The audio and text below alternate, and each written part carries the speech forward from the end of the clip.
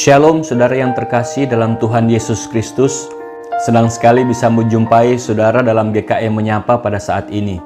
Kebenaran firman Tuhan terambil dalam kitab Pengkhotbah 4 ayatnya yang ke-6.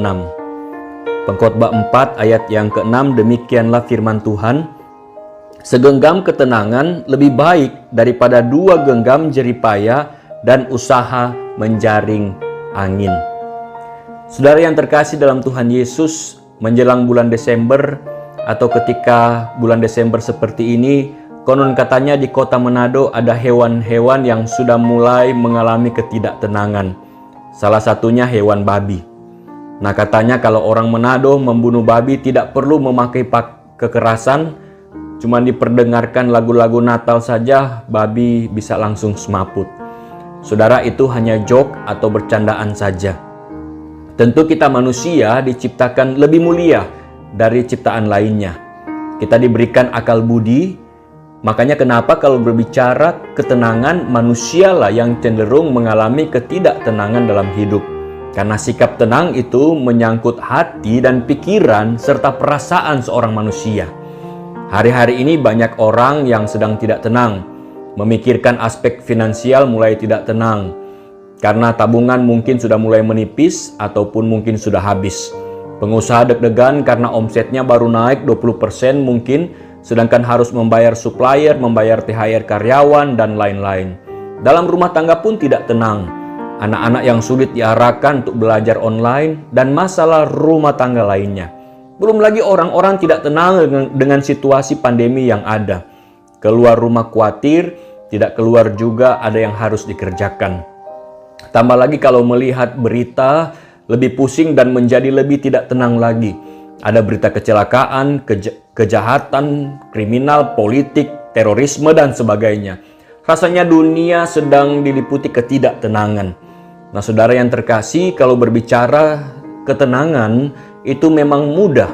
Tetapi untuk mengalaminya itulah yang jadi persoalan. Oleh sebab itu kita mau belajar tentang bagaimana kita bisa mendapatkan ketenangan. Karena seperti firman Tuhan katakan bahwa ketenangan itu lebih baik. Pengkhotbah 4 ayat 6, bahasa asli ketenangan di sana adalah nahat atau nehat. Ada beberapa arti nehat itu sendiri. Antara lain yang pertama rest atau istirahat. Ada orang yang bilang karena tidak tenang makanya tidak bisa beristirahat. Itu sebetulnya terbalik. Yang benar adalah kita berusaha, kita belajar bisa beristirahat supaya kita bisa tenang. Jadi istirahatnya lah yang harus dipacu. Kenapa kadangkala kita sering tidak fokus atau kurang fokus? Karena kemungkinan kurang istirahat. Yang kedua, depart from atau pergi dari atau meninggalkan. Mau hidup tenang, kita harus berani meninggalkan atau pergi dari apa, saudara-saudara? Pergi dari kekecewaan, kehilangan dalam hidup, bahkan bisa move on dari masa lalu yang menyakitkan. Yang ketiga, bagaimana kita bisa mendapatkan ketenangan, yaitu deposit atau menabung. Saudara-saudara, ini bukan sekedar berbicara deposit atau menabung uang, tetapi ini lebih berbicara tentang mendepositokan, menabung kebenaran. Saya mau mengumpamakan dengan sebuah ilustrasi. Anggaplah celengan ini adalah pikiran atau kepala kita.